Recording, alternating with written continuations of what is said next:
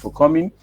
Yeah, this program is being organized by STEAM City Initiative.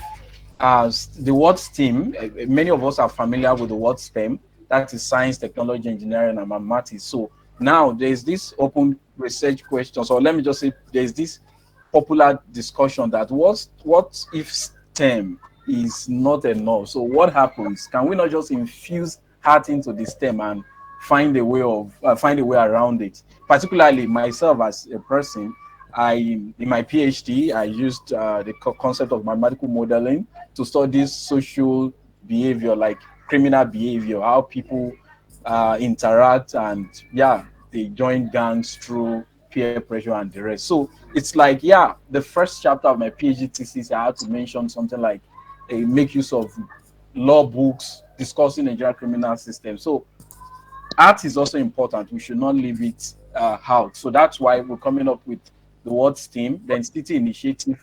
Yeah, it's just a platform whereby we want to encourage a lot of people, young people out there, to tap into a lot of opportunities. And that's why we're organizing this kind of program to bring on speakers who have explored some of these opportunities and be able to inspire people.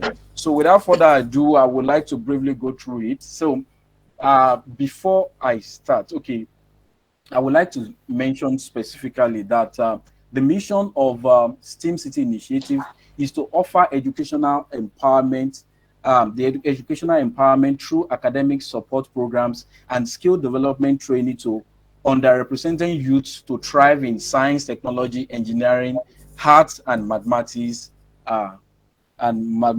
areas, fields. So our vision is to be a leading academic hub, an inclusive community of scholars, researchers, professionals, entrepreneurs, and think tanks driving positive change and contributing to the societal advancement with STEAM. So this program will be divided into two parts. The first part will be interviewing, talking to our guest speakers about the Ames scholarship. Yeah, it's the program. It's securing Ames scholarships. And I checking through the database, I realized that about 70% of the participants have either studied math or physics or statistics, engineering, and the rest. But those who have not even studied some of these courses, I can tell you for a fact that you're going to pick one or two things today. And subsequently, we will be having a program that will even address this. But I'll talk about this later in the meeting. So the first part, I'll be interviewing the guests. And the second part, I will take my audience through the Ames scholarship application, the things you really need to know and all that. But for the first part, we want to talk to these guests, the guest speakers. They've been through Ames, they applied to Ames, something motivated them to do this, and they were able to take advantage of this opportunity. And they are in different parts of the world: Canada, United States of America, some place in, like myself, I'm currently in Nigeria. One of our speakers is in Uganda. One of our speakers is in New Zealand, and the rest. So what have they done differently, and how were they able to maximize the opportunity they found at time? So that's what we'll be discussing right now. So first and foremost, I would like to confirm, is Dr. Savannah, are you on? Are you here with us? Oh, Yes, I good. am very Oh, available. that's fantastic, Dr. Savannah. So thank you for taking your time out, like to show up. She's a mother of two, and yeah, we had to do one or two things and ensure that she is able to join us today. Yeah, Dr. Savannah, I won't read your citation. It's long. Of course, we are not going to read any citation today. You have it on our page. You can go through their citations and see those who you can tap from, like connect with. But yeah, Dr. Savannah was my tutor at Ames Rwanda in 2017. And yeah, I see that she has done a whole lot of things. She has featured in a TEDx talk. In fact, she has done a whole lot. So she went to Ames South Africa. So I will be asking you, like my audience here, many of them, they want to take up the Ames opportunity. And so I want you to talk about what is Ames. Now, they saw Ames on the flyer. So we just want you to tell us about Ames, the vision and mission, And how would you recommend Ames to someone out here, like in Africa, to take up opportunities? So over to you, please. I think I should ask Michael, how much time do you give me to talk about Ames? Okay, fantastic. Because I know you have a lot of things to say about Ames, right? So, I can talk all day about Ames. Okay, so let's do it this way. Let me give you 5 minutes to talk about Ames. Thank you. Okay. Yeah. So first and foremost, Ames is the African Institute for Mathematical Sciences. Although in our days we changed the name and gave something very dangerous, which I shared with Michael and the team when I was tutoring them. Maybe I will come to it later if time allows. Now, Ames, maybe I should first take us through how Ames came to be, this African Institute for Mathematical Sciences. So there is the family of, you can say the Turoks family. They were anti-apartheid activists. I want to believe that many of us have heard about apartheid in South Africa, when there was that apartness in terms of who goes to which school and who attends which church and who goes to which province in South Africa. Apparently, of course, Black people were not allowed in some places and so on and so forth. It's a long story, but you can read about apartheid if you have never heard about it. So this family was against that apartheid. They believed in equality. And as a result, they were exiled at some point, and they lived in Kenya, where the founder of Ames interacted with very many young Kenyans for his primary school, and after that he went to Europe, where he did his high school, then came back as a teacher at the age of 17. So he says that while in Lesotho, he was shocked by the way the young children in Lesotho, who had no opportunities, could think and reason around mathematics.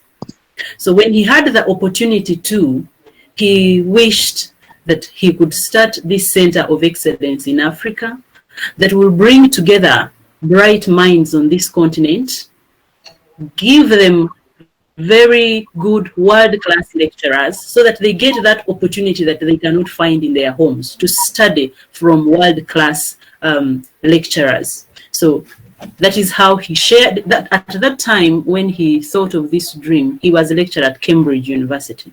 So he shared the idea with his colleagues, and of course they were very happy to come to Africa and support him in terms of teaching the great brains of Africa. And of course, he believed that Africa can only be changed by Africans, not really by whoever thinks they have something to offer to this continent. So that is how Ames began in 2003. And that time there was only one center, which is Ames, South Africa.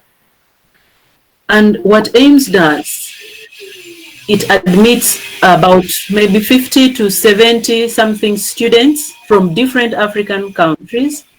They stay in that one building together with their lecturers and tutors, which means it is a 24/7 working environment.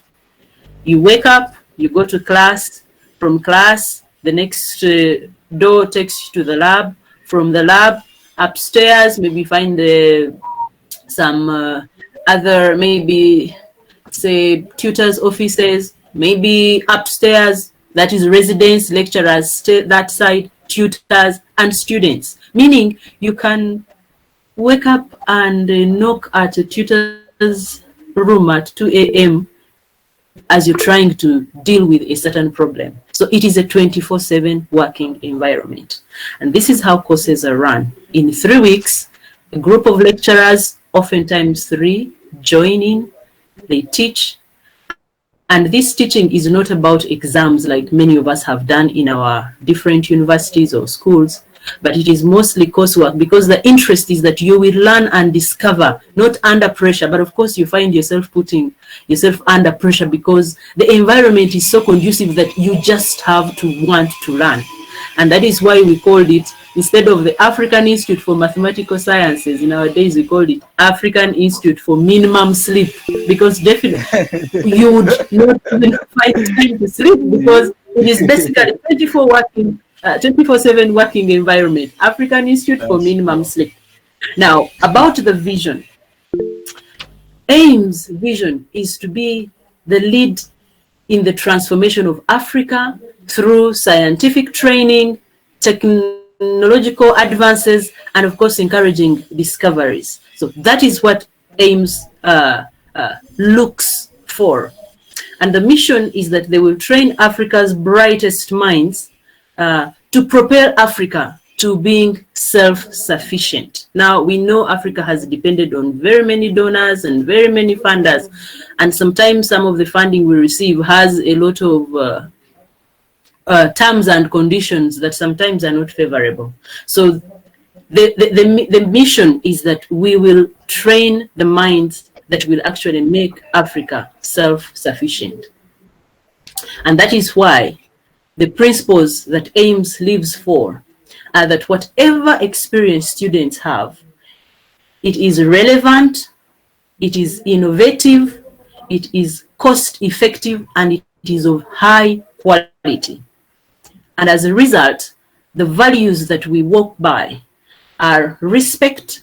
Remember, we have very many people. In our time at Ames South Africa, we were around 54 students, but from 34 different countries, with different cultures, different religions, but all of us have to be in that one place. And that's why we talk about respect as one of the most important values. Integrity, that is what we need for this continent to move forward. Pan-Africanism, that one I don't really need to explain it. And excellency, because no wonder if you're to join, you need to prove that you are actually among those top Africans in terms of what you can do for us. All right. I do not know whether Yeah, so I think you should be rounding up now. If not, it's almost 5 minutes. So just, round up a bit.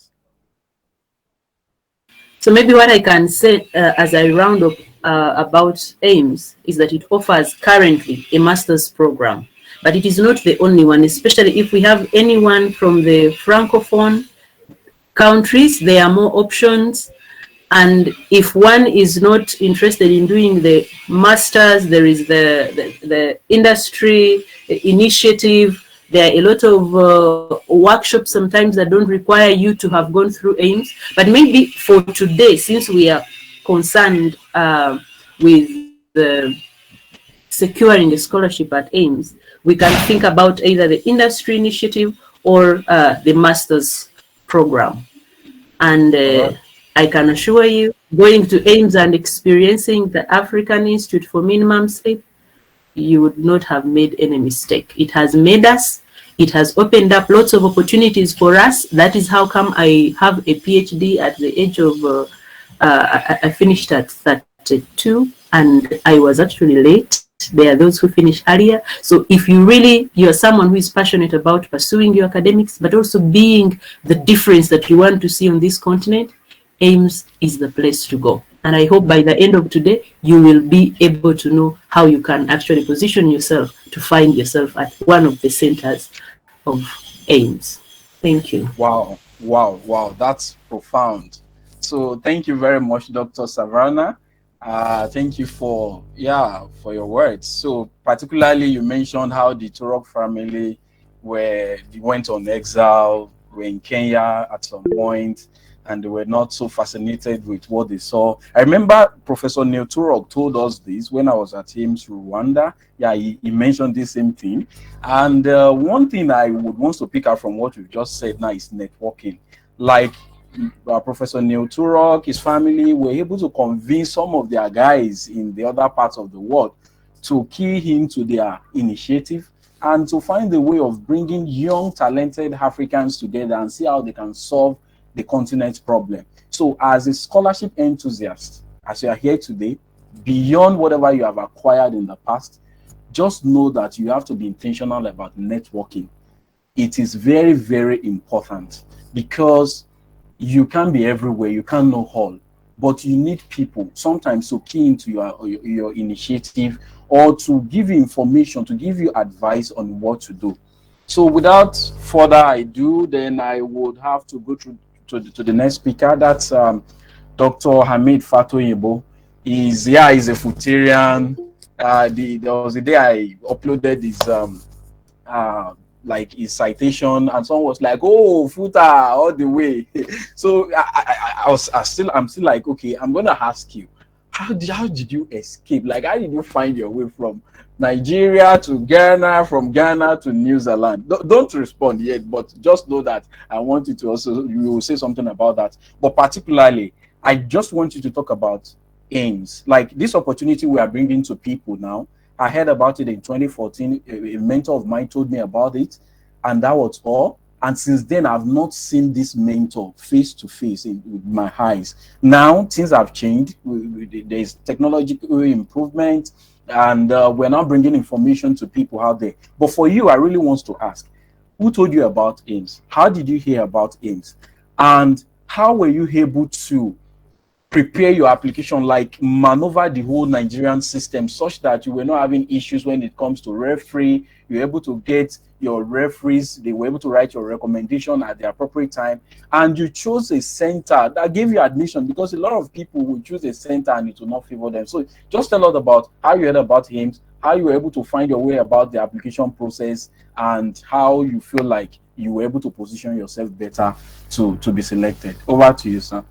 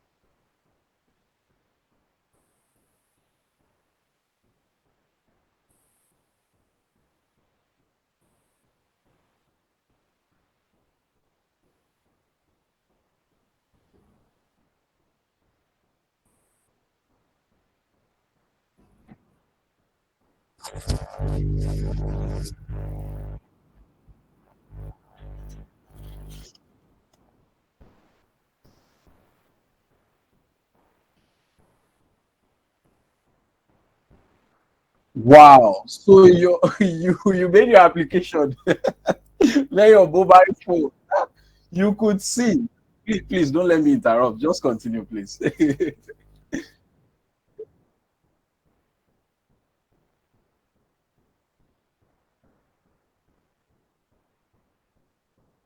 Yeah.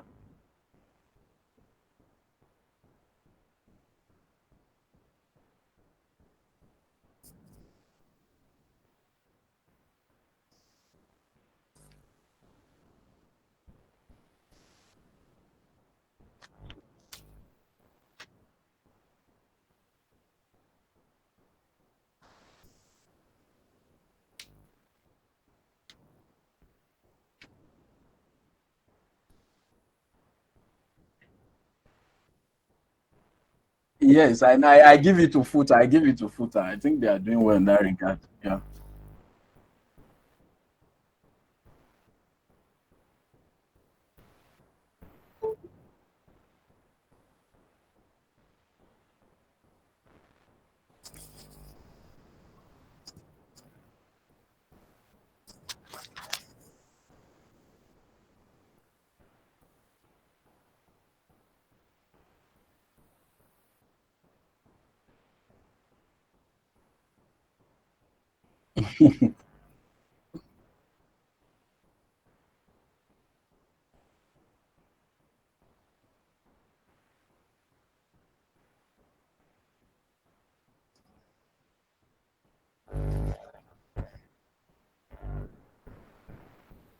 Wow. Wow. That's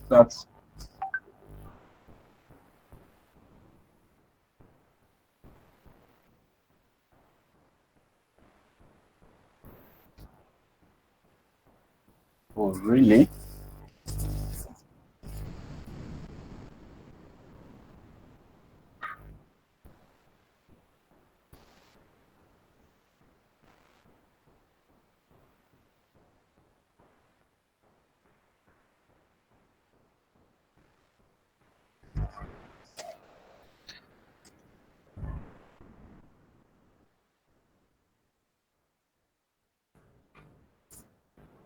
Wow.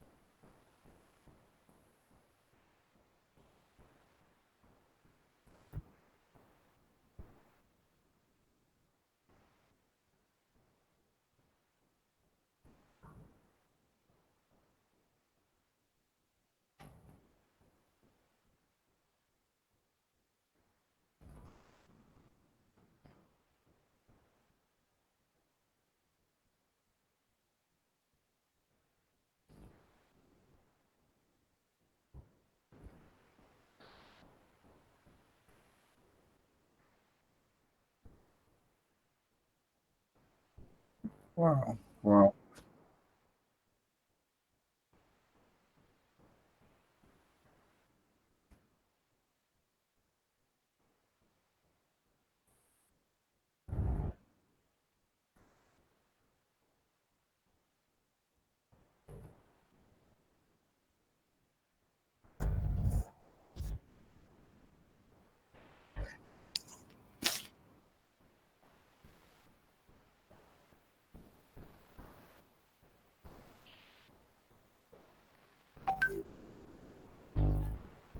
Wow. Wow. That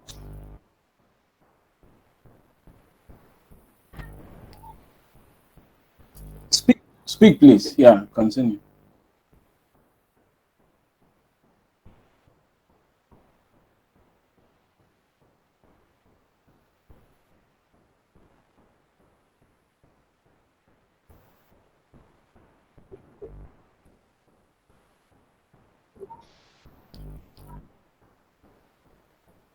Okay, yeah. So I think we will still get to that, and yeah, so that we can also allow other guests to talk. So thank you for your contribution.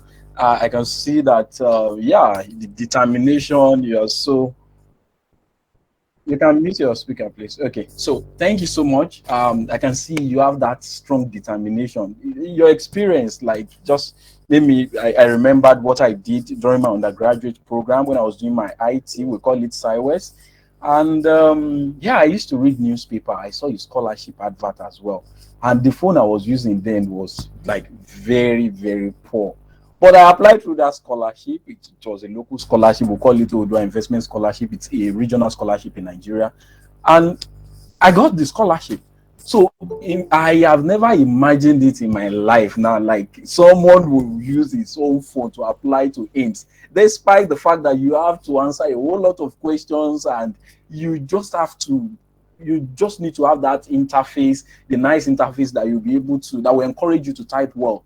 But someone going through this route and still trying, you could see that even at the end of the day, they had to call him because some will not even check their emails. For people who does not check them, but I like Ames for that. I think I was called to during my time, despite the fact they send their emails. So please, determination is very important. Beyond this scholarship, everything you're doing in life, you just have to be determined, and don't let your current situation to define you. Like you feel like, okay, I don't have a system, I can't apply. No, you see, with your phone you can do one or two things, and yeah, you could see how that has turned out to his advantage. I mean, he benefited from that. Then another thing, the issue of lecturer that he discussed, I think this is it's a big issue probably in Africa, or I don't know, but yeah, I experienced this. You have to create a sound relationship, like a working relationship between you and your supervisor, so that when you request a recommendation report from them, one, so that they don't turn you down. Two, so that they don't write a general recommendation. He's brilliant, he's intelligent, he's smart. It should go beyond that. Let them mention the project you've done together, how you were able to, how you used to answer questions, maybe at departmental seminar, or how you used to ask intelligent questions, how you contribute in class, how your impact generally, let's say in the department, your leadership skills, and so on and so forth. So please, you need to take a clue for what he has said. He was also consistent in checking these lecturers, and that really worked for him. So thank you so much for your contribution. We should, let's say, about my friend who is in Canada. Dr. Hamid, I hope you're still there. We were at Ames, Rwanda together. So are you still there, Dr. Hamid? Hamid Ejalonibu, not Hamid Fatoyibo. Dr. Hamid Ejalonibu, please, are you still there? Okay. Oh, yes, please. Yes, please. Okay, that's fine. That's fantastic. So I call him, yes, my paddy Hamid of Saskatchewan. Don't mind my pronunciation. Yeah, we were together at Ames, Rwanda, and from there he found his way to Canada, and yeah, he started his PhD. Yeah, he completed his PhD as well. For those who are very close to me, you must have seen his face on probably on my status and all that. So now, this is the question. When I met you at Ames, I always there's this thing I have in my head that most times I don't see you like a regular student. Each time I see you, you're always probably holding a book, you're with your system trying to do something. I could see at the end of the day how you were able to harness the opportunity at Ames. So beyond how people prepare for Ames now, because I see that before we left Ames, you already secured your PhD program in Canada. So can you just tell me how you were able to maximize the Ames opportunity, and tell the potential, let's say, applicants now, or let me say the potential Ames students now, that, okay, if they are admitted, what are the opportunities that await them over there, and how can they leverage this opportunity to get into, let's say, the next phase of life? Like you now, you obtained your PhD, you've done a lot of fantastic work in biomedical engineering, you've helped the astronauts to with equipment that will help them track the activities in their bones and all that. So yeah, just tell us how you were able, because sorry to, yeah, I had to bring in this. I recall that you mentioned specifically that you had a scholarship then, probably to go to Turkey, but instead you opted for Ames, and from Ames you were able to transit to Canada. So can you please tell us what made you took that decision, how you find yourself at Ames, how you were able to leverage the opportunity at Ames and finding yourself in Canada? So just speak up, Grammy. Yeah, thank you very much, Michael, for this opportunity.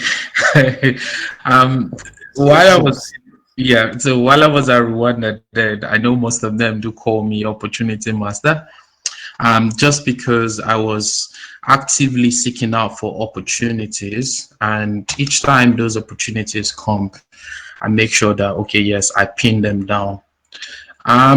For those that do not know, or for those I'm speaking to today, I have a very multidisciplinary background, in the sense that my bachelor's degree was in physics, and I did something related to space physics.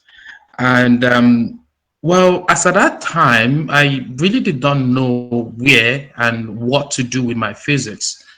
Although I was already in the aviation industry, I was doing a lot of, not per se, I was doing a lot of data analytics for the aviation industry in terms of ionospheric scintillations and stuff like that. But I didn't know per se where to apply my physics. And one thing struck me then, that, well, if you have this degree, because I was a graduate of pure physics, and you don't know where to apply it, it's going to be a problem. So, and I think Michael mentioned something about opportunity. It's a different thing for you to have those opportunities on ground for you, and it's another thing for you to say, oh, you start looking at those opportunities and you keep on ranking them and say, okay, what would this do for me that this other opportunity won't bring to my table? So, and that was my case. Before I left Nigeria as at then, I had an opportunity to go to Turkey through the Turkey Bursary, whatever scholarship, to study applied physics again. And I also had the opportunity to go to Glasgow on a Commonwealth shared scholarship to go do energy and environment. And there was this Ames opportunity that came and said, okay, yeah, which one would you pick?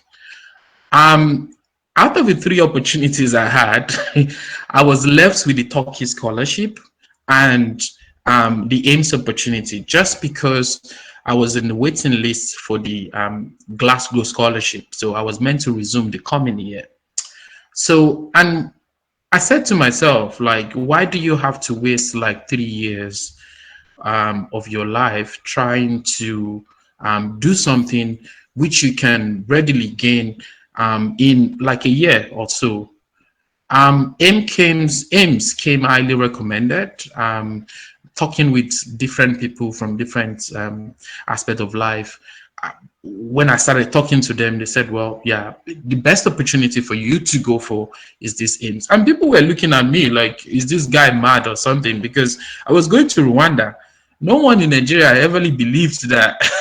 Why would someone from Nigeria, yeah, park his deal and say, you're going to Rwanda? Rwanda for what?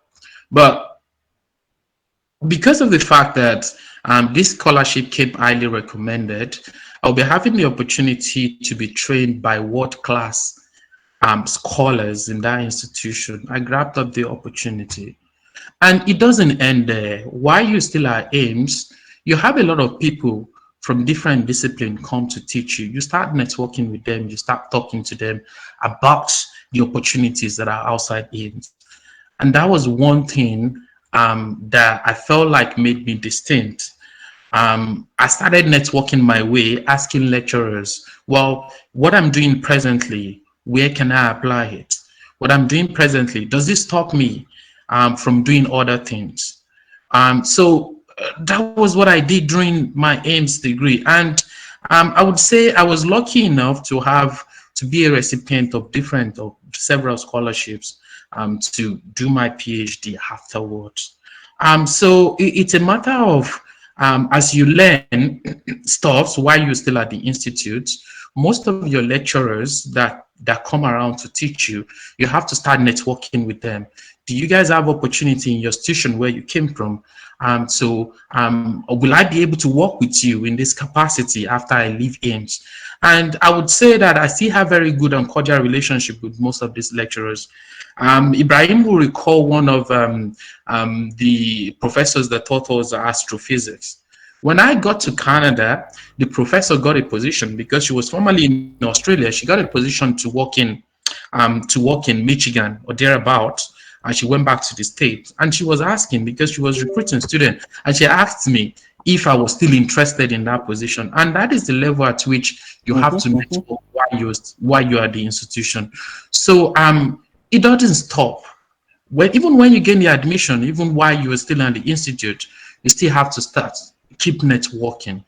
And one thing I wanted to say lastly is that the opportunity I got here in Canada was just because my supervisor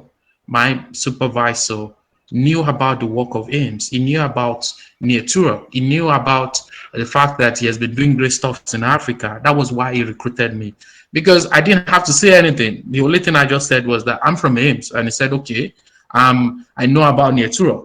He's the director of Perimeter Institute presently. I know about his work, and I know that people that come out from the institute are a resource to whatever research they're doing. And he said, well, why don't we just do this? And that is everything I think I have to say on that, Michael. So if you do have any questions, can you please let me know? Oh, all right, all right. Thank you so much. You've taken us through the journey. I mean, because even personally, as your colleague, then I used to see you as a super student. Like, I made with the opportunity. We always want to, like, yeah, get that opportunity out. I think you mentioned this same thing of waiting list, like it was on waiting list of several scholarships.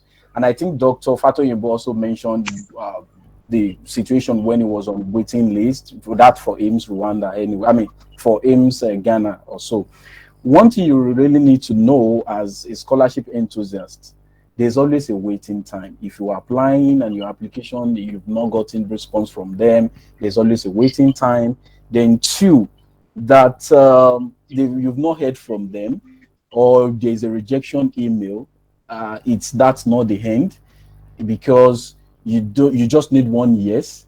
So just take your application seriously, and if you feel like you've not heard from them, then you can send an email. It mentioned networking ahead. That's the area I'm even going to. So Amit, or some like, is someone that I feel like, yeah, if it's in your environment, he wants to network, he wants to talk to you, and he took advantage of this opportunity. Before we all left Ames, he already secured his admission, like, to go to Canada. And yeah, many of us, we, yeah, probably were also enjoying the system, and we're not really, a lot of people also took opportunity. Yeah, for me, I already had my first master's then, so I was just there for my second master's. I was feeling myself as well. But the Ames name has really opened doors for me. I could recall the second scholarship I won for my PhD in Nigeria, despite the fact that I'm in Nigeria, I was able to got one funding from someone. And when I was with that person and I was saying, yes, I had Ames, I went to Ames, I did this, I did that. The person was like, okay, what is all about this? And I showed the person my Ames letter. And the person was like, okay, so that means it's an international organization, it's a very nice place. Okay, it's okay, don't worry, I can support you with this and that. So one thing I feel is that the Ames thing can open door for you, can bring a whole lot of things to your way.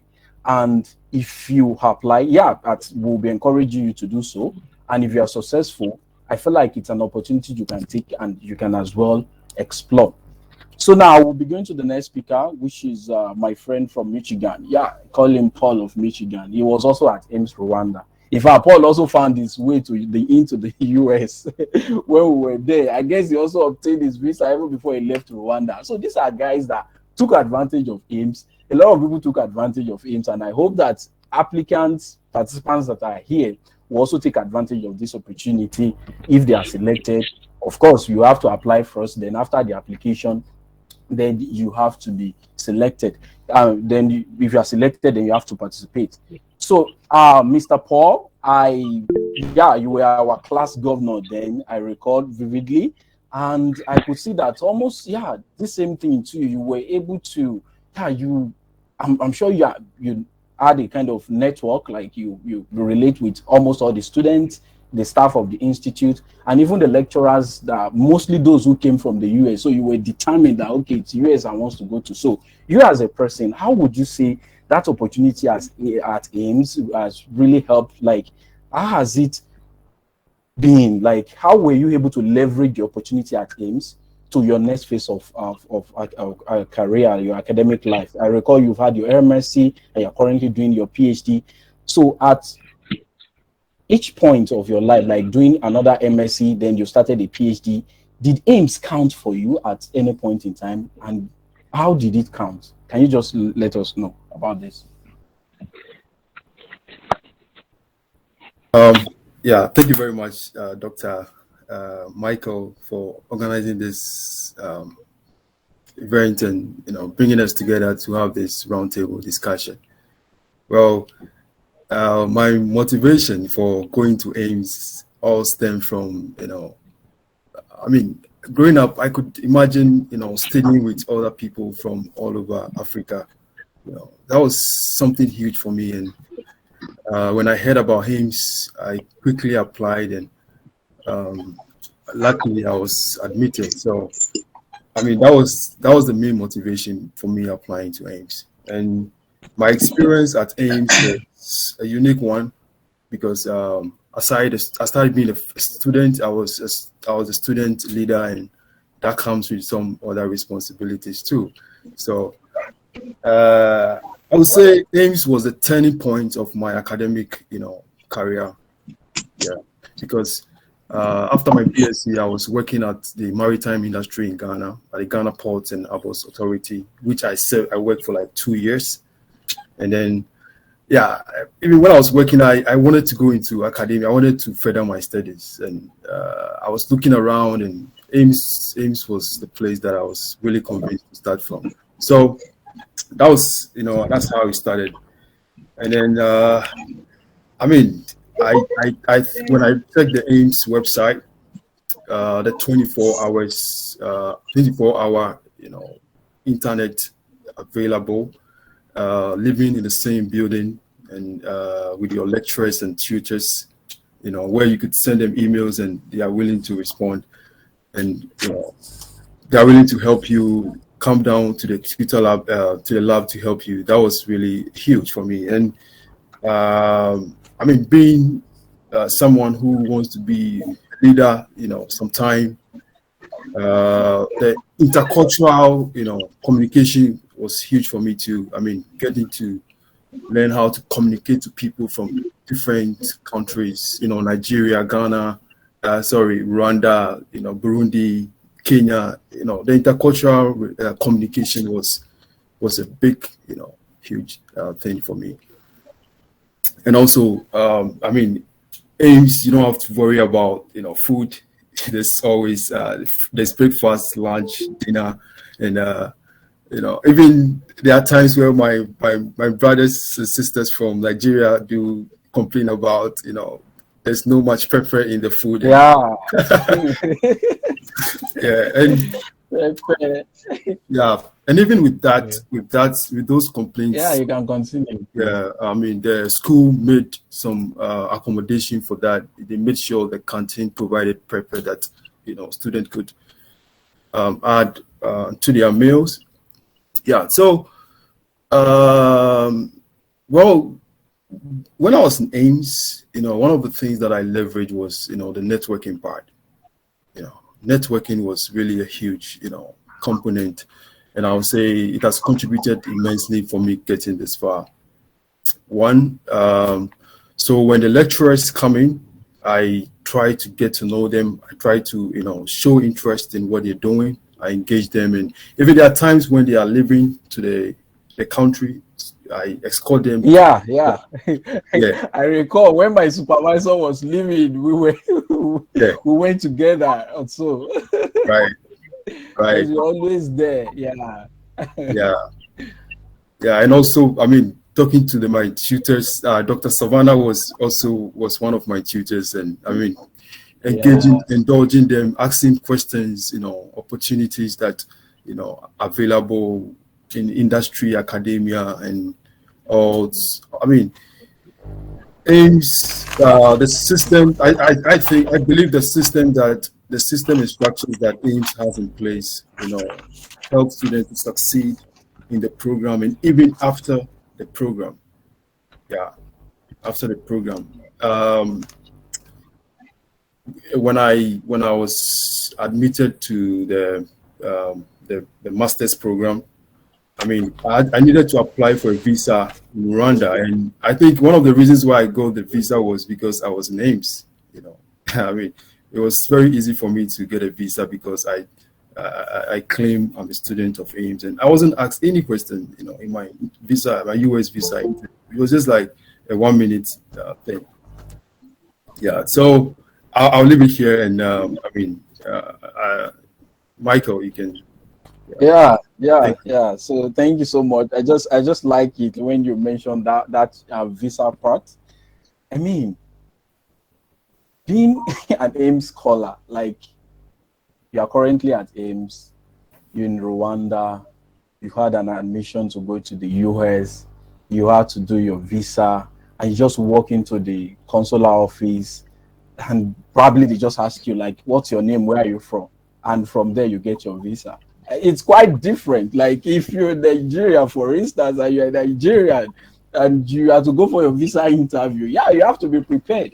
But that's the kind of opportunity that Ames will bring to the student. Like you leverage this opportunity. When you're there, you take advantage of so many things. And yeah, I could see that this has really helped. So regardless, even if you're in Africa, you've been to Ames, you're in Africa, or you're outside Africa, you must have benefited in a way, or like one way or the other. Because I could tell you for a fact, even when I came back to Nigeria, like for my PhD, I was able to complete my PhD within the space of 3 years. Yeah, I came back from Ames 1 year. I was just playing. I was not so sure that I'll be doing my PhD. But when I started my PhD at the University of Benin, some of the participants, we met at University of Benin. My kind of skill sets, like the way I handle things, and I was able to interact with my lecturers, solve my problems as soon as possible, and I was able to achieve what I really wanted. So the Ames opportunity, the exposure, the experience has really, really helped me. So thank you so much, Mr. Paul, for that. Then you re-emphasized on networking. These are the things we don't really get to know when we were growing up. And a lot of people are here now. You're hearing this from these guys that networking is very important. Don't say this person did not greet me or is not interacting with me and I won't talk to him. You have to network. You have to talk to people. You have to engage them so that when you need their help later, they can really, really come to your head. So this will take me to the next guest, which is Sandra. Sandra, she recently graduated from Ames as well, and from there she was retained as a tutor. Then after which she proceeded to the US. She was part of that team that won. Should I mention the name of the thousands of that makes the grant? A very huge grant on climate change. So I would want to talk to you. Are you still there? You went to Ames, and within the space of 1 year, you graduated from Ames. You became a tutor. And from there, you were able to, you joined a team of researchers in the US, you won a grant, and now you are in the US. So how has it been? Like, tell me about your Ames experience, the opportunity you leverage on that helped or played a key role, a major role in your current position. Okay, thank you, Ibrahim. My aims is, okay, when I finished my undergraduate, I didn't want to teach in secondary schools. So that motivated me to apply for Ames, such that I gained higher qualifications. When I joined Ames, I was very active. So I used to present in class, go and solve things. And since Ames since Ames lecturers come from different parts of the world, we had different lecturers like from UK, from US, from Japan. Then, as I've said, I was active in classes. So when we were attending the actuarial mathematics course, the lecturer was very good in that I participated, and then she appreciated that I was a very good student. So when she had like an opportunity, an internship opportunity, she selected some of us, and then we were helping her to supervise some undergraduate students for only 4 weeks. And at the end, we were given £1,000. So Ames has... Where is it at the institute, or which country is that? Were you doing it online? We were doing it Which online. Institute did you function as? Okay. Is it at Ames? It was at the University of Liverpool. Oh, okay. Yeah, but we're doing it from Ames online. Wow. Yeah. Wow. Just for 3 hours per day. Wow. And it was a very good experience, and I get to learn more about actuarial math. And I was willing to even do a PhD in actuarial math I had very many opportunities at the time to select from. Then, I'm talking about that. Then also about how I secured this PhD opportunity. At Ames, the last 3 months of the program are used for research. So we are given different projects to select from. Then in my mind, I needed a project that would help me proceed to a PhD. So when I looked through the project, I selected one that was detailed in such a way like it was a PhD research topic, and it had two supervisors. When I talked to them, they agreed, and we were three who worked on the same project, though different parts. We worked on the project with them, and they really appreciated. So at the end of the program of the 3 months, they were like, Sandra, are you available for a PhD program working on the same project, but in computational math, computation sciences and engineering emphasis? Then I was like, thank God, this was what I was looking for. I took on the opportunity. They paid for my application, for my everything. Yeah, and I'm here. I came here 1 month ago. Yeah, Ibrahim, am I to talk about the tutorship?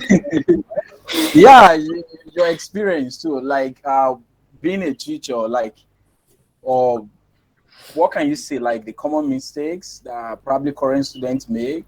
Okay. Like, yeah. Okay. After the master's program, I went back to Uganda for 1 month. I was then called back to help in the tutoring thing.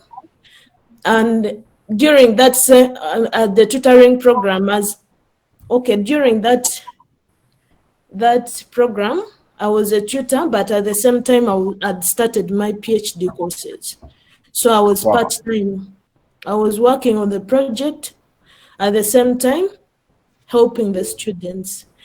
What I realized as a student, we used to complain a lot about how tutors award marks, but when I became a tutor, I then realized how tutors find it hard, as in when students complain, I get to know how they do things, and I realized they do things in the correct way, though for us, we used to see it in a different case.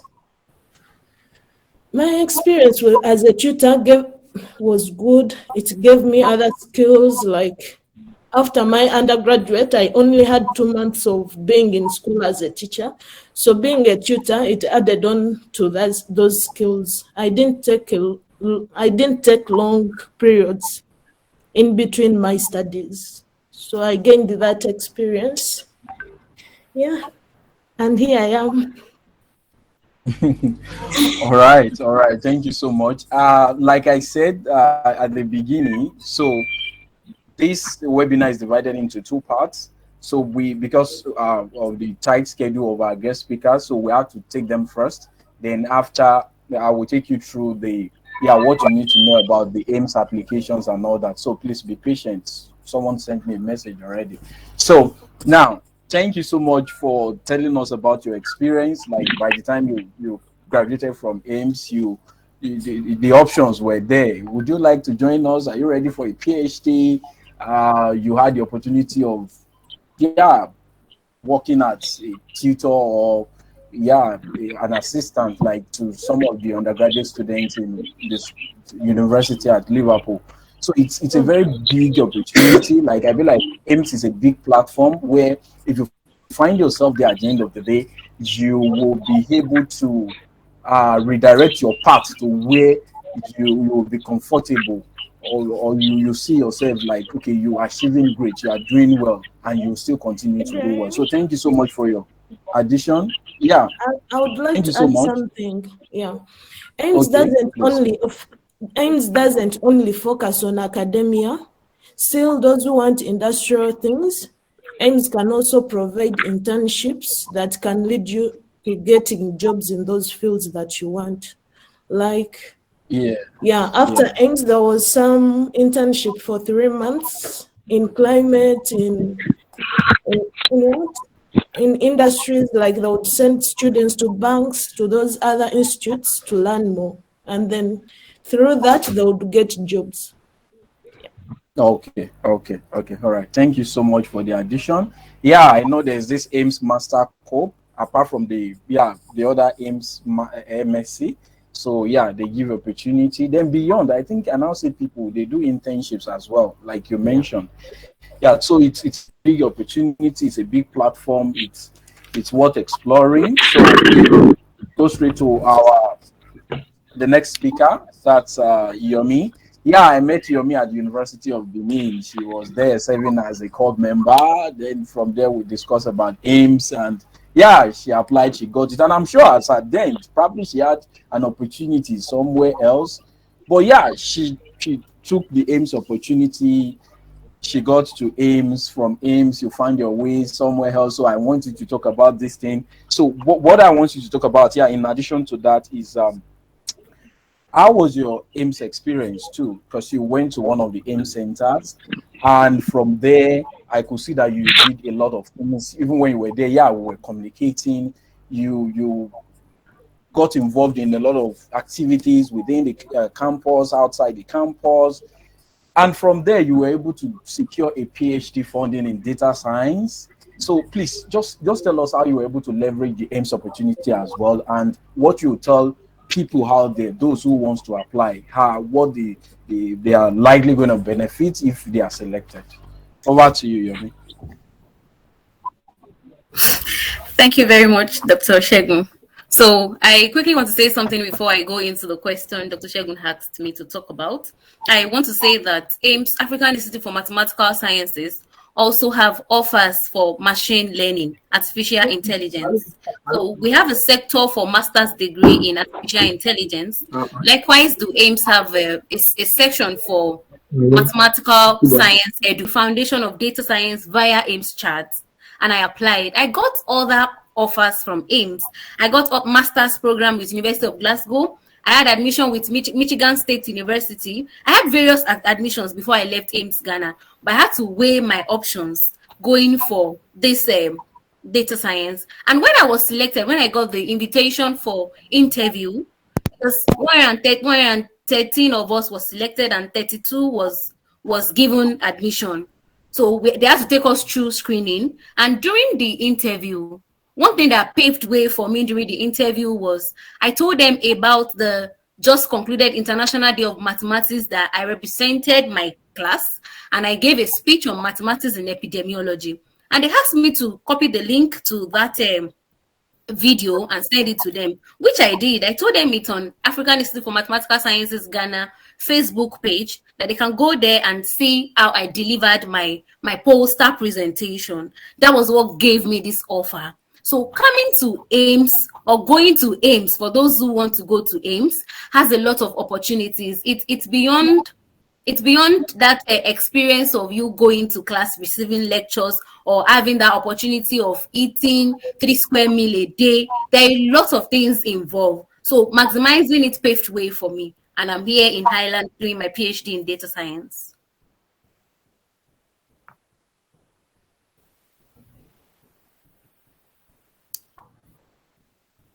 Hi, Dr. Shegun.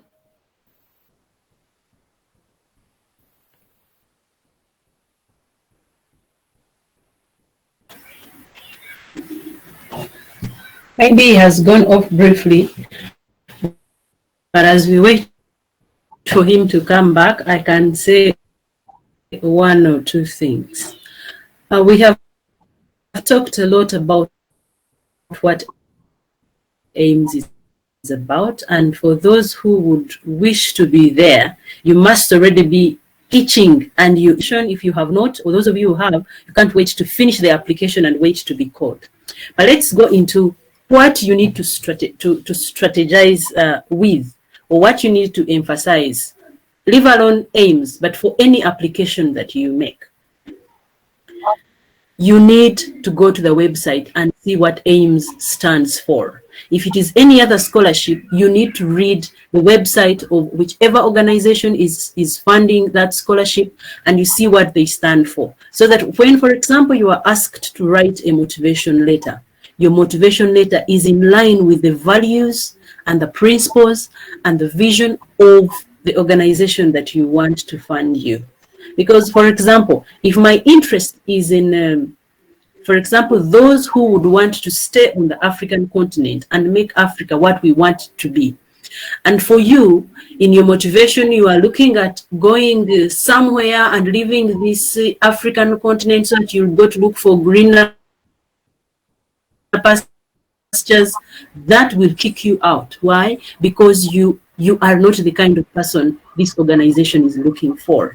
So for those of you who want to apply to Ames, before you apply, before you submit, make sure you go through the basics of what Ames is about so that you align your motivation, you align your write-ups with what Ames stands for. Now, this is Okay. not to say you should lie. You can speak, please. Yes. I thought you were done. Yes, so this is not to say that you should lie. Make sure that when you are trying to align your aspirations and your interests with the organization that is funding, it is true. Because if it is not true, you will get frustrated. For example, if you want to say that you are very hardworking and you can work with very many people from different cultures, when actually you're not like that, you will reach Ames and you'll be frustrated because you will find all those people from different cultures and you'll have to cope. The work is so much. So if you claim you're hardworking and you are not, you will reach there and get frustrated. So much as we want to align our motivations with the organization that is funding, let it be true so that we are ready for what will become of that we are applying for. Over to you, Michael. All right. Thank you very much for standing in while I was away. So the speaker, that's Yomi. You could also, like you've seen that a lot of people who also found their way like beyond the Ames thing, and they were able to probably start up a PhD program and do other fantastic things. They were able to leverage the opportunity at Ames, and they had to push. Like when you're at Ames, to get the best, you have to push yourself out there. You have to get involved in a lot of things, and take advantage of these opportunities, because it's one of the best I feel that you can get. Because even most schools that offer you funding, let's say outside the continent, they get to pay your tuition, then they give you stipend, then you start you sourcing for your own food and your accommodation. But for Ames, I think you have almost everything. I think I can briefly run through. Maybe we should just transit straight up to the second part. So I will be taking them through what they are likely going to get from Ames, when to apply, or the application is already on. So the deadline, So I'll be talking about some of these things. And at the end of the this part, I personally have always been doing this. I've given lectures about Ames on so many platforms. I give out my application documents, what I used in 2016 then, that really worked for me. And a whole lot of people, those who have met and those who have not even met before, they've used this material and it has really worked for them. So these are one of the things you'll be getting for subscribing or for registering to participate in these activities. So, but let me just take you briefly, and if there's any area I'm talking about that it needs clarification, the guest speakers can just object, no problem. I'll give you the floor. So Ames has been introduced to us as African Institute for Mathematical Sciences, funded in the year 2003 by Neil Turok and Dr. Savannah. She has told us how the idea came, how they came up with the idea. And Ames Center used to be 6, that's Tanzania, South Africa, but now Tanzania Center I don't think is on, because the last time I checked the website, I just noticed that what we have is Ames South Africa, Ames Ghana, Ames Cameroon, Ames Senegal, and Ames Rwanda. So if you're applying, you have to choose one out of the centers. In addition to this, you will be asked that same question, that would you like to be considered for other centers, like Dr. Fatoyibo said. He applied to Ames South Africa and he was given Ames Ghana. So depending on your application and the ranking, so if you ranked high and you are not considered for a particular center, you may be given another center. And some Ames centers, for instance, you can object if what I'm saying is maybe you want to add something or not. That's among the guest speakers now. Realize that some Ames centers are now course specific, in the sense that you have a center, some students are admitted to work towards data science, some are admitted to work towards climate science, and let's say some are now taking, let's say, free option, like the normal, let's say you just take any either of the options, or you just pick normal math courses. So someone currently in Ames Rwanda told me something related, so I now say I should draw your attention to it. But that doesn't mean, I'm sure some other centers also have, maybe there's a direction that they are trying to focus on this issue of data science thing and climate science. So I don't know if you're going to see that in your application profile. If you see it, then you should go for what you want. But if not, then just when you're writing your application essay, you should tailor it down towards the area you would like to feature. Then for the funding, like they mentioned, all AIM students enjoy full funding. During my time, and I think it's almost the same thing for everyone, so it was about 25,000 US dollars worth of scholarship. You will be given like free tuition. You don't have to pay for tuition, flight ticket to and fro. Yeah, they book your flight. In fact, during my time, they paid for my visa fee. Like as a Nigerian going to Rwanda, yeah, the visa fee was paid. So although I paid the visa fee, so on my arrival it was reimbursed. And yeah, you get a flight ticket to to and fro. You return back to your country on graduation. Then accommodation is free. That's one of the fantastic things like you can get from Ames, like fantastic accommodation. And yeah, you have facility to do your laundry and all that. Then you also have access to state-of-the-art facility, like your computer lab. They kind of you be assigned a system, a computer where you can carry out your research. You have open source software that you can make use of. Then feeding too. Oh my God! When I was at Ames, I explored very like then it used to be a kind of buffet. Like you save yourself, and oh my God! So I really enjoyed myself at Ames. Then health insurance as well. When you are at Ames, they expect you to be engaged almost 24 hours, except weekends. Even the weekends, you have some tasks that you have to do. But yeah, if something is wrong, then there is health insurance. It covers you. So now, to apply for Ames, the application is on. Usually, it's between December, like the application was released December 2021. Then it will close March 2022. So now this is January, it's 30th of January, so you still have the whole of February. But I don't really want you to delay. Please take your time, even if it's going to take you 1 week to finish the whole thing, submit it as soon as possible. Because when it comes to ranking, when you have people with good profile and they've submitted early, it could actually hit their selection. So please don't delay. So to apply, the link is, yeah, the guest speakers mentioned various programs that we have at Ames, like there is the master's program, there is data science, that's artificial intelligence, then there is Ames Master Corp and all that. So for these programs, there's a central link for it, which is nexteinstein.org/apply.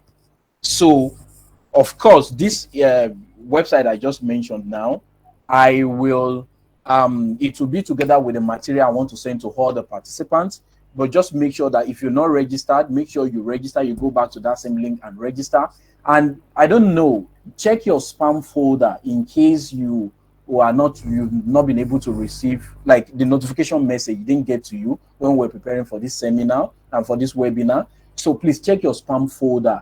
We are going to make sure that we'll get this material across to you. Of course, don't plagiarize. You just have to use it to guide yourself. So all these things I'm reading out now, they are there, well written.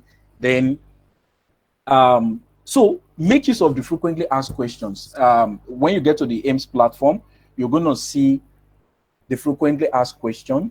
Then make sure you read through, you understand what you're applying for. If you're applying for the Ames Masters, that is the one we're talking about. This Ames Master is quite different from Ames Master's Corp. It is different. So the link for this specific Ames scholarship we are talking about will be posted. It will be in that material, so you'll be able to see it. It's a very long link, but this link I just mentioned, I think it's just the central link. I don't know if I'll be delaying further. I would have just said I should copy out the link, but you are going to get it from Google so that we don't delay, because our speakers, they also have a lot of things to do, so we can quickly round up. So Then the application deadline is March 31st, but you don't have to wait till March. Please send in your application and ensure that you are able to complete it. Then the required document. I know a lot of people want to ask, you want to ask questions. What kind of document are you to submit? I think so far, Ames do not request for CV. So what stands as your CV is like the information you have on the portal, like they ask you to fill in your name, you fill in a lot of information about yourself. Does that form your CV? But the application document you're requesting for majorly is your BSc, let's say certificate or statement of result, or your BSc transcript. And for transcript, I don't know, depending, you could expectedly, if you graduated from school, you can use your transcript. But if your school don't give transcript by hand, maybe if you are able to take a screenshot from your portal to show that like you've passed, like you have all your CGPAs from there and you have the calculation. But better still, it's better it is best, to get the transcript from the school. Even if it is a student copy, make sure you get it and you upload this transcript. Then I remember when I was doing my first MSc, that was when I applied for Ames. So I uploaded my MSc transcript, but then I was doing my thesis, so I didn't have thesis results. So I uploaded my MSc transcript. So if you're doing MSc and you would like to go to Ames, which I think the opportunity is what it is, you can apply. So if you feel like you're doing well in your master's, and you can upload the result. But if you feel like your first degree is better, let's say you have a first class, you have a good result, and you feel like at the MSc you're currently doing, you're not performing well, so probably there's no need to just add it so that you don't cause confusion. But if you feel like, okay, this MSc can add up to whatever you're doing, then I feel like you can add it to it. Another key thing is the recommendation letter. I think the guest speakers mentioned this. Don't use someone who would recommend you and say, this person is very brilliant, this person is fantastic, is intelligent, that's all. Let them write concise report. I'm sure they would. I can't recall, but writing Ames recommendation, they will ask your referee about your leadership qualities, your academic performance, how you are ranked among your colleagues in class. So make sure that it's not someone that will just write anything for you or pick or select something for you. Make sure that they have your interest at heart and they really want to help you. So most times I recommend that you use a professor, like 2 professors. That's fine. But if you can't get a professor, you can use PhD holder. Of course, there's something is tricky in this part of the world, like in Africa. Let me just briefly say this. Ideally, in the Western world, if you have a PhD and let's say you have postdoc experience or a research experience of, let's just say, 1 year, if you are given a position in the university, immediately they give you that tag, assistant professor. Then over time you become an associate professor. Then over time you become a professor. But in Africa, some of our schools, even when you have a PhD and you're given a position, you start hearing something like lecturer 2, lecturer 1, senior lecturer. And, sometimes when you write some of these things, people examining your profile, they don't understand which one is lecturer 1, which one is lecturer 2. So you have to be smart about it. If you have someone who has a PhD and he's a faculty member, he has a position in the school, so that's almost equivalent to an assistant professor. So you should know how you will be tagging your referees so that you don't end up using someone. Because if you're writing a report for me, a professor is writing for you, and someone who is not a professor is writing for you. You want me to believe a professor more, but you really need to understand it. Even beyond Ames, when you're applying to the US, Canada, and other countries like that, you have to be very careful. So some of your professors, your lecturers, they have a PhD, they have a faculty position, it's a permanent position, and they've been doing research for a very long time. So the equivalent of their position, it's not just lecturer 2. So you have to be very careful, and you know how to tag your supervisors your referees. Then another thing is the application essay. You have to take this area seriously. Like That is the area you are going to use to sell yourself. I say this. Those who have first class can get to Ames. Those who does not have first class can get to Ames. But you have different ways, different paths of getting to Ames. I will use myself as an example. My BSc, I didn't graduate with the first class. But how I was able to find myself at Ames, so I had to leverage so many opportunities, like the things I had done to myself. So then I was doing a master's. So probably whoever is applying to, who has a first class has not started a master's. So that added to my profile. Beyond this, even if you have 2-1, there's a way you can build up your profile and it will still make sense. For instance, your BSc work, if you publish the paper from there. I'm not saying that's what they're going to use, but at least you want to show to the panel that, okay, probably I didn't finish with, like, I'm not like top 2 students in my class, but I have leadership experience and leadership skills. I have written publications. I have done a lot of volunteering work. That's very important. Ames is also looking for those who volunteers, like who can give back to the society. So when you bring all these things together, your application, it will make you rank well. So you have to take your application essay seriously. They'll ask you a question about leadership skills, your volunteering experience. What do you understand about change in Africa? How mathematics or your field of study can solve societal problems, African problems. So you'll see the way I arrange some of these things, and please don't plagiarize. Just ensure that it is just for you to go through it, then see how you can write this on your own, and you make it unique in such a way that even when they carry out the plagiarism check, then you will not be caught. Then, yes, a part of the application process, they will ask whether you have an international passport. I remember when I applied then, I selected probably no, but I'm not so sure if this thing really matters. But if you're applying for scholarship, please get your international passport. It's very important. It's very important. But if you don't have, you don't have to lie, please. Just put it there. Because I remember during my time, I didn't have an international passport. I was called and I told them I'll get it within the space of 1 week or thereabout, and I was able to get it. But by and large, whether you're applying for Ames or you're applying to other scholarship, please get your international passport. Is very, very important. So when it comes to courses that can apply, is a bit relative because someone will say it's a master's in mathematical sciences, and it is only when you have a degree in mathematics that is when you can apply. I can say it's no. For instance, myself, I had BSc Industrial Mathematics. One of the guest speaker, Dr. Ejalonibu, he finished from University of Lagos Physics, and he got into Ames. Sandra, she studied Bachelor of Science, option in education, mathematics, and physics. You can imagine. So, and she got into Ames. So it's not just mathematics, regardless, but and I didn't have a first class. I had a second upper. Okay. Are you seeing it? So another interesting thing about Ames is gender sensitive.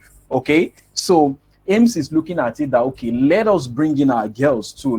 As we're having the boys, let us have the girls. As we're having the guys, let's have the ladies, so that we'll be able to balance the equation. So one thing you really need to know, you are competing with a lot of interests. You're competing with people from your country. You are competing with the gender as well. You are also competing with, let's say, cost, because they want to bring this. They want the system to be dynamic in such a way that when it gives students problems in physics, they need someone who has physics background to be able to lead the group. If they give them problem, it is statistics related, they can bring it. So they have students who are studied statistics to lead the group.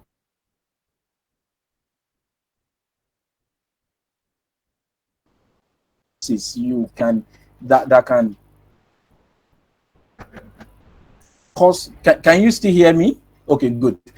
So if you're talking about the courses, the courses, the students who can apply for Ames, I feel like if you are in computer science, you can apply. If you're in math, you can apply. Any form of engineering, I feel you can apply. If you read statistics, you can apply. Natural science, you can apply. Even geophysics, you can apply. Then on some maybe any other courses. But the thing is this: you need to have a quantitative background, because when you get to Ames, you need that quantitative background to thrive, like in a way, at least to associate, to be able to recognize some of the things they will be teaching you. So examine yourself, check your transcript, look at it. Did you think, because there is no way you're going to, like, you study engineering even though you've not studied math, but you have this quantitative background, so, and so many other courses like that. So I would not mention specifically, because Ames is actually after science and math. So when you say science, so science is a kind of compound word used to describe, yeah, so many subjects. So provided you are able to find a link, how you can say, okay, you've taken some quantitative courses, you have quantitative background, you have programming skills. People doing data sciences, like data science now, I mean data analysis, many of them don't have quantitative background, so they just learn this thing in the process. So if you have a coding background, yeah, you can, there's a way you can just shoot your shot and present it to the committee. So please, it is very important that you take all these things seriously. Like I mentioned before, for participating, for registering for this program, we would be sending you like a summary of the things I've mentioned here. And we will also be sending you like what I use for my own application during my time.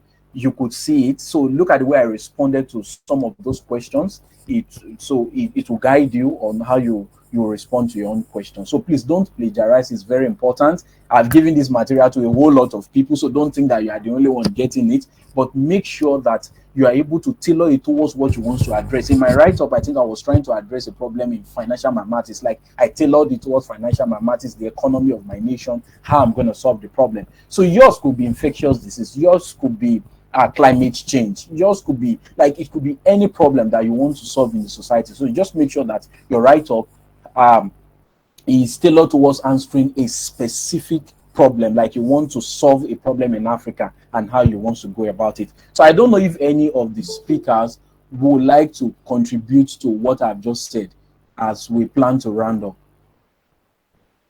Dr. Savannah, Sandra, Amit, and the rest, please. You have anything to say to what I've just said? Well, I Mentioned? think I have something to say. Okay. Oh, yeah, please speak. Yes, I would like to encourage those who want to apply to subject their writings to scrutiny. They should give someone who is in that research area to go through what they have written, or if possible, subject it to grammatical corrections, because these things are things they look out for.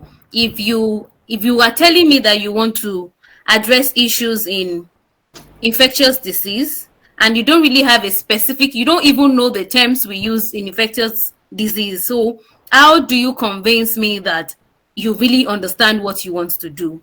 So have a clear interest and make sure you've done your own underground study, know what it entails, and give it to people who might be ahead in that area of interest to go through it and make necessary corrections. Okay, thank you for that. That's profound. Like, yeah. So, any of the speakers, would you like to add one or two things to what I've said?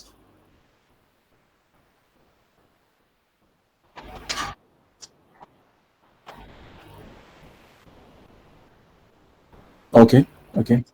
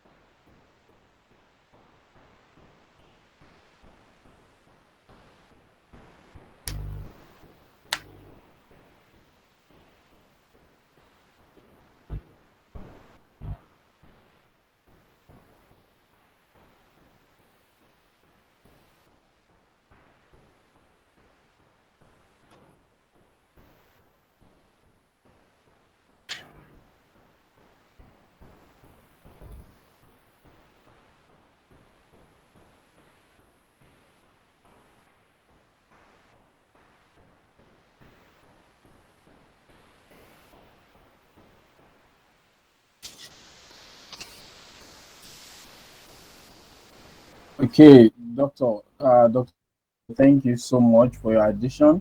So, like, yeah, the last two speakers have mentioned. One, subject your work to scrutiny. Yeah, when you're done with it, give it to someone advisor, your mentor, who could just go through it. They will help you remove the grammatical error. Then probably someone in that field, if you are tailoring this work, let's say you want to go in light of climate change, then you should look for someone in that area to help you edit it. Like there are technical terms and you don't want to miss out on those terms. No one is saying you should use vocabulary, please, but at least you should be able to find the link. Then like Dr. Fatoyibo said, take your references, like your referee seriously. Like sometimes, let me just want to write you a recommendation. You could suggest to them, sir, I don't know if you're busy. Can I just send you a template? So look for a template, a very strong template for recommendation, like for the recommendation letter or report. Write it, make sure it is robust. Look for samples. You can even send to someone to correct for you. Then you send it across to them. Let them now use their template and their email to upload for you. But when you say, sir, just write anything, it's not about that. You could get recommendation report and it will not be worth it. And that will be all. So yeah, Oluwayomi wants to say something. Please speak. Yes, I want to add something in regard to referencing. If it's possible for you to meet with those lecturers, interact with them, let them know what you want to do, so that when they are writing, that will influence their writing. Because if you are meeting somebody you never had any relationship with while you were on campus, and you just get their email, send them message that you want them to write recommendation for you, they really don't know what you want to do. Some of them don't even know you. I remember while at Ames, I wanted my master's supervisor, who is a lecturer in Germany, to write a recommendation letter for me. And the man said before he could write anything, he need to sit me down. He wants to hear from me. What do you want to do? What are your area of interest? What exactly do you want me to write about? So those things are very important. It's not just about writing she's hardworking, she's this, she's that. There are other things these people look out for to see in their potential students. So make sure relate with them, let them know this is what you want. Let them see this is what she wants to achieve. That will help them in writing good recommendations for you. All right. Thank you so much for that. Dr. Savannah, Sandra, do you have anything to say, like concerning the application or your experience? Yeah. I think most of it has been said. Maybe what I can stress on is the fact that you need to remain consistent. I have had an opportunity to look at the current application. Questions or essays you're supposed to write sometimes are similar in nature, but I think maybe they are trying to look out for how honest you are. For example, they will ask something about your statement of interest. Then later on, they will talk about your career interest. Later on, they talk about what led you to desire to apply. So these questions are targeting to see whether you are actually honest and serious about what you're interested in. So now someone who is not focused will write something about academia here. On the next one, you'll talk about industry. On the next one, you'll talk about, and one will see that this person was just writing to answer questions, but actually does not have the heart to go to Ames and be the change that we want to see in this continent. So make sure that you are consistent, sit down and do a soul search, and make sure you know exactly what you want. And then start on the application knowing that this is the direction you want to take. Thank you very much. Over to you, Michael. Dr. Sandra, Dr. Savannah, sorry, Dr. Savannah, I have a question, just a follow-up question to whom it may concern. So let's say a student have a multidisciplinary interest. How would they ensure consistency? Because I mean, if I have, interest in this and that, I mean, is it bad to express that in my statement? I mean, It is not bad, but then we should consistently see that you are multidisciplinary in nature. So we don't want to see you focus on only one small thing in one. For example, if they talk about your career interest and another one is talking about why you decided or you desired to apply, we should see in both cases that this person is very open-minded and they are multidisciplinary. But you don't focus on one, answering one question and on completely a different one on another. If you're multidisciplinary, let us see it in all those questions that require actually to understand what your interest is for this continent. thank you very much. Okay. I hope I have answered. Yes, thank you very much. Thank you for your question and thank you for the answer. So, I don't know. Yeah, is there any the participants that would like to ask a question? Do you have any concerns that you would like to share? Yeah, so that if you have questions, you can raise.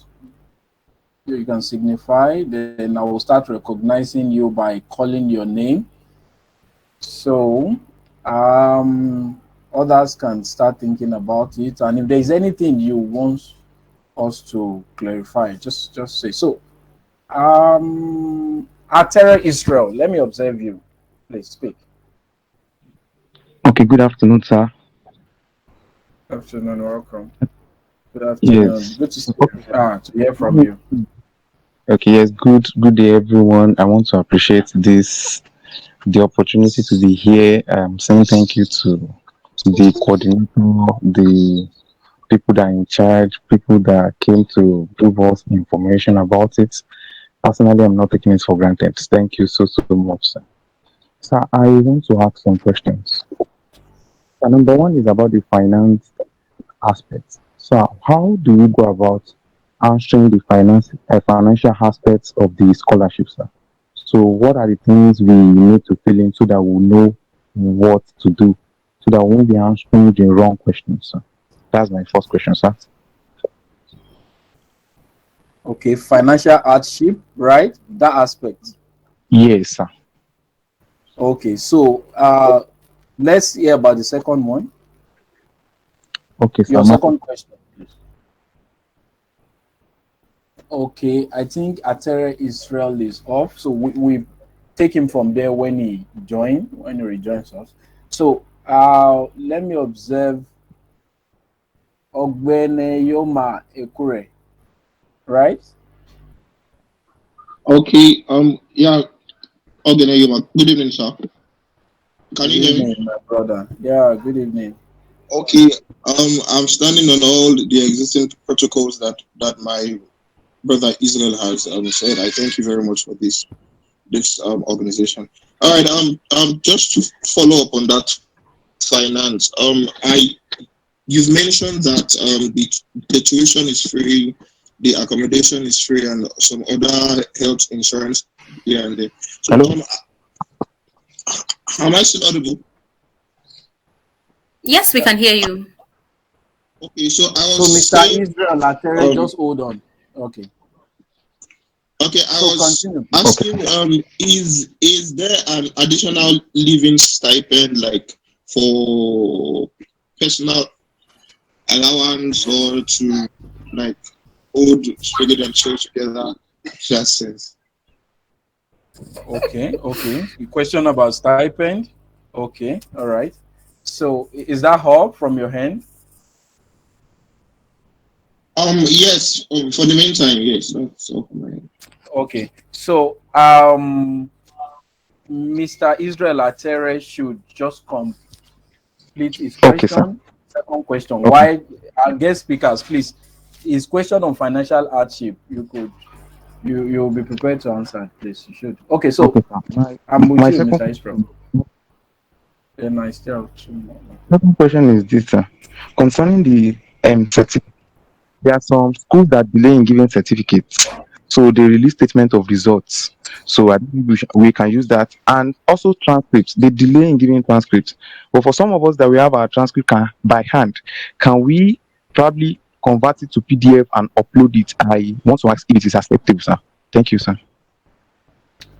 Okay, so let's take these 2 questions. Then we now observe the other participants later, right? Let's take these 2 questions. Ibrahim, we are going to observe you soon. Mr. Tunde, we are going to observe you soon. So let's just take these 2 questions. Our guest speakers, please.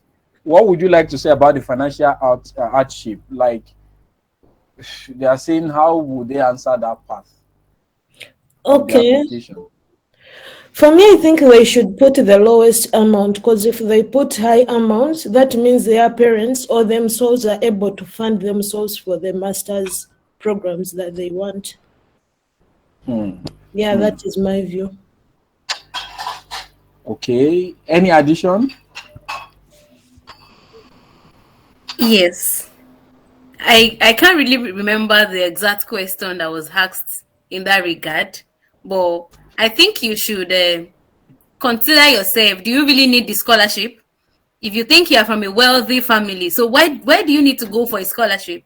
You can as well apply to schools in the US and decide to pay your tuition by yourself. But if you think that's just on the lighter mood. But if you think you need the scholarship, that means your parents cannot afford it. In my own case, I told them my parents are pensioners. My both parents are retired. So you don't expect pensioners to raise a huge amount of money to send me for master's degree. So they had little, so their pension is so little, so that makes me qualify to apply for a scholarship. So if you think you need help financially, then you're good to go. Just let them know that your family income is low and you need help to pursue your dream. That's all. Yeah, I have a follow-up. Okay, so yeah, a quick follow-up. I mean, a quick follow-up. During my time, of course, if you don't really need to lie about it. Of course, if we are able to fund it, then we won't be looking for scholarship. So you should please take note of that. Then concerning the certificate and transcripts, Dr. Savannah, would you like to say something? The certificates and transcripts, statement of results, because some parts of Africa, when people graduate from school, they give them.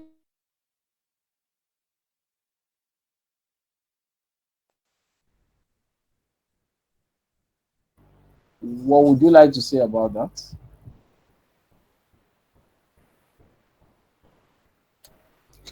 Can you hear me? I think I can come in. Okay, all right. So I have friends who were at Ames with statement of results. So I think Ames accepts statement of result, but it needs to be certified. You might have to take it back to the Senate building for them to stamp it. It has to be certified by the registrar, both transcript and statement of results. Everything must be certified so that Ames will know that this is coming from an authorized body and not just a printed document. So I think it's welcome. You don't really have to have your certificate before going to Ames. You can go with the result and also maybe a statement of transcript and not official. No, they won't give you official statement of transcripts. So you can go with it. That's fine. So Dr. Fatoyibo, you want to say something about the transcript? He had whether he can upload it or whether he can scan it and upload it. Yeah.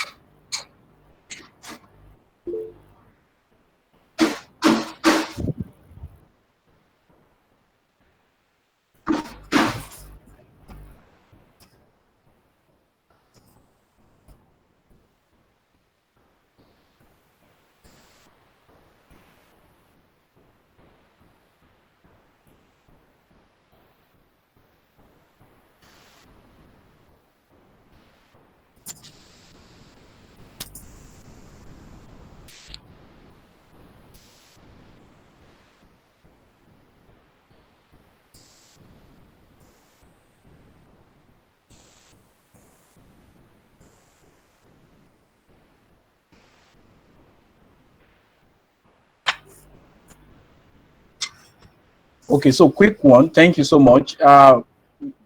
Dr. Paul, please, can you say something about the stipend? Is it that when you get to Ames, you won't get stipend? There's stipend. There's our time. We receive $100. Yes, and it was very timely. Like, you know, at the end of every month. Yeah. So don't worry about stipend. Yeah, you'll be fine. You have something, you know, some pocket money to take care of your, you know, some other expenses that, you know, if you want to buy clothes and other things. Yeah. Okay, so if your food is covered, your insurance, your feeding is covered, your insurance is covered. So what else? So the stipend, you just use it to cash cruise. On the lighter note, though. So the next question, Mr. Can we have you? Please, we really need to round up. We'll spend a whole lot of time, but please, your questions, can we just take it? Usman Ibrahim. Good evening. Yeah. Good evening. Good evening, please. Quick one. Thank you very much for organizing this wonderful webinar. And I hope that it will help us secure the Ames scholarship.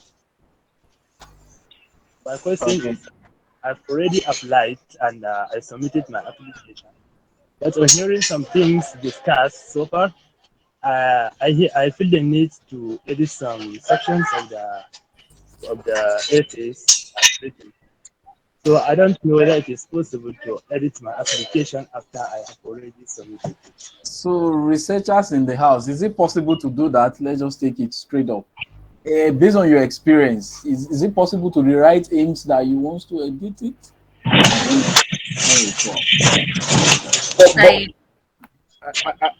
We don't really know, but if you know, maybe you can say it. Then if not, we can actually tell him to try it out. Oh, okay.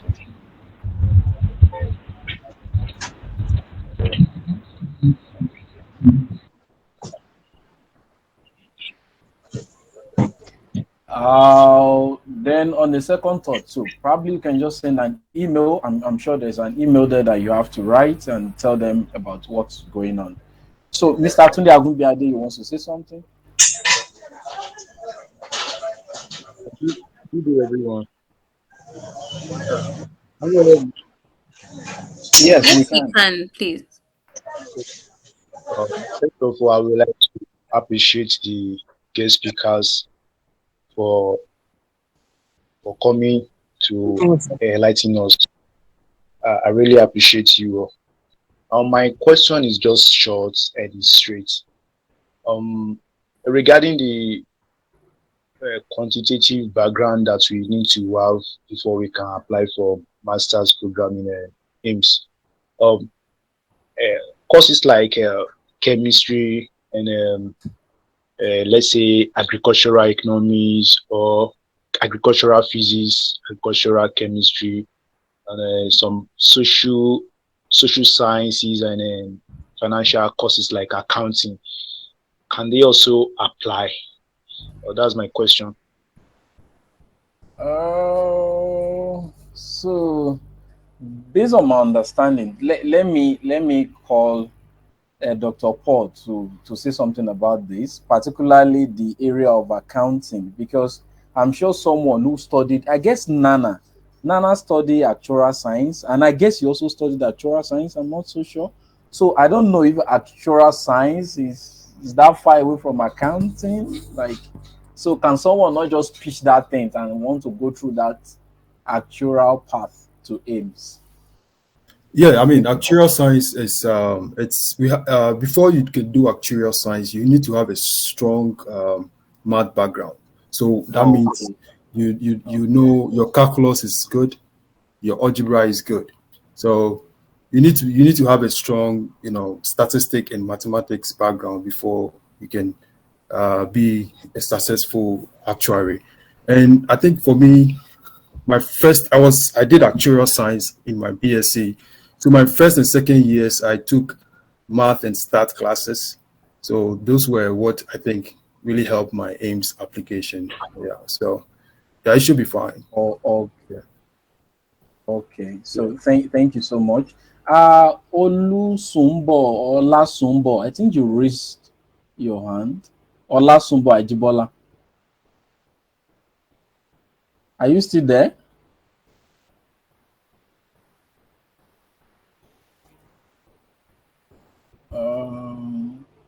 So is there another person? Victoria, speak please. Victoria. Hello. Good evening, everyone. It's so good to be here. I've learned a lot about Ames through this connection, and I really appreciate. Please, my question is, like, how long does it take for someone to wait in the waiting room, like after the application? Is the admission still coming up this year, or how long does it take after the application? Because I think the deadline should be 1st March. So Yeah. The deadline is 1st March. yeah, yes, And okay. So is that the only question so that our yes, sir. guest speakers can respond? The recent Ames alumni, can you answer that? Sandra, you want to say something, or Oluwayomi? When did you receive your own decisions? Okay.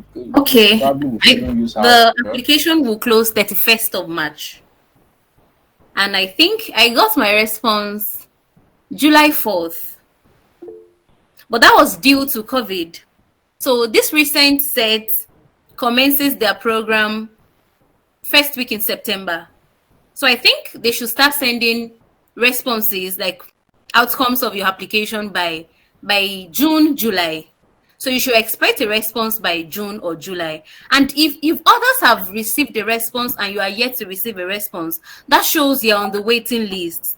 Like, most people might reject the admission after they've been offered admission. So they might have to consider other people that are on their list. So we call it reserve their list. So you might be on the reserved list. So they might later get back to you like a week or two to resumption. So expect a response June, July. Okay, thank you so much, ma'am. You're welcome. So thank you, sir. Elise, okay, Sandra wants to say something. Yeah, to add on, have you? What delays some people's application is when they are waiting for their referees to write. So they should follow up and make sure their referees write for them recommendations in time. Yeah. Oh, okay. So Elizabeth, you want to say something? And that seems to be like the last question we'll be taking from the audience. Elizabeth, are you there? Or what's she there? Yeah.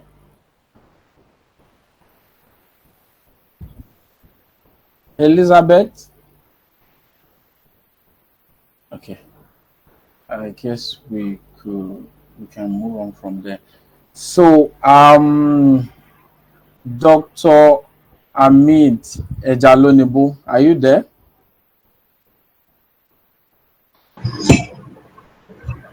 Good. Yes, I am. So okay, so I just want you to give us a kind of concluding remark to the whole thing.